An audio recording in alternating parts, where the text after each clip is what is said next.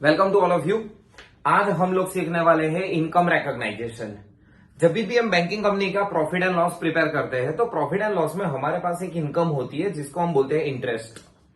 Bank बहुत तरह के से लोन देते हैं। होम लोन है, ऑटो लोन है, पर्सनल लोन है, क्रेडिट कार्ड भी ऐसे लोन गिना जाता है, कैश क्रेडिट है।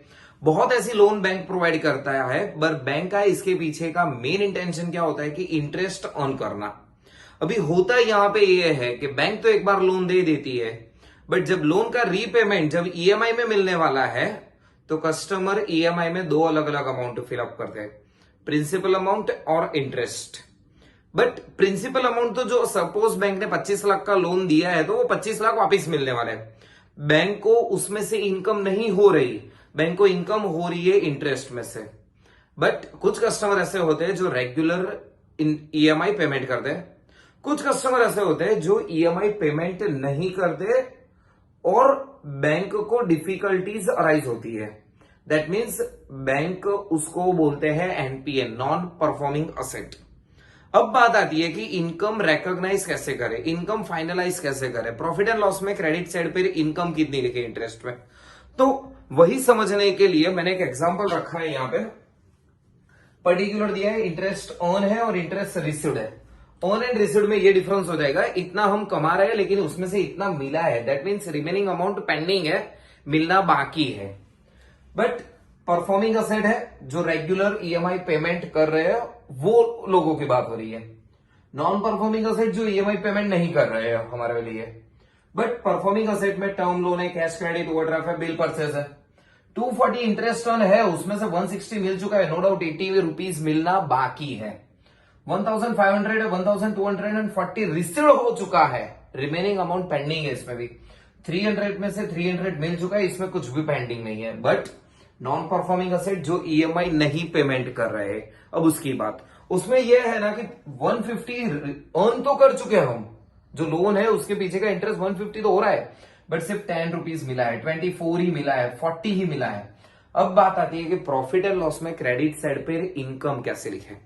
तो सबसे पहले सिंपल लॉजिक, जो पेमेंट कर रहे हैं रेगुलर है उसमें तो जो हमारा अर्निंग है वो पूरे का पूरा हम लोग लिख देंगे। क्यों? 240 में से 160 मिल चुका है, दैट मीन्स वो लोग अभी भी रेगुलर पेमेंट कर रहे हैं, तो हमारे लिए इंटरेस्ट अर्निंग हो गया ये पूरा, ये हमारे P&L के लिए इनकम हो गई। बट डेंजर जोन, कौन सा danger zone? Non performing asset. इतना अर्न कर रहे हैं बट जो मिला है वही हमारे नसीब का था समझो, बाकी का हमारे नसीब में नहीं था, तो ये हमारी इनकम हो गई।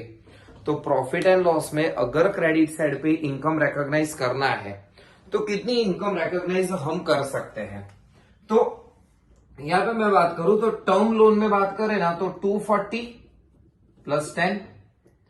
देन आफ्टर कैश क्रेडिट में बात करें तो हमारे पास होगी 1500 और 24।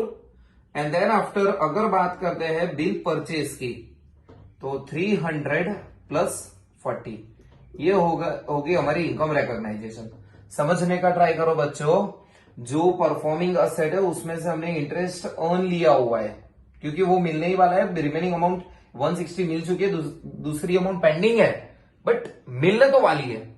बट यहां पे नॉन परफॉर्मिंग असेट जो मिला है वही अपना है, जो नहीं मिला वो अपना नहीं है। तो इनकम कितनी हुई? 240 और 10, यहां पे हो गई 250, 1500 और 25, 1524, 300 और 40, 340।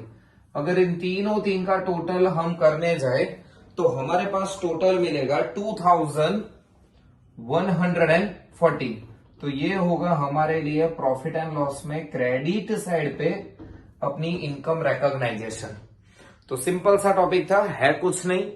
अगर परफॉर्मिंग असेट है तो अर्न लिखना है, नॉन परफॉर्मिंग असेट है तो जो रिसीव्ड हुआ है वही हमारे नसीब का मान लेने का, उन दोनों का टोटल करके लिख दो, वो हमारी फाइनल इनकम रिकॉग्नाइजेशन। इसके रिगार्डिंग कुछ भी डाउट्स हो तो नीचे आप कमेंट सेक्शन में लिख सकते हो। Okay, all the best.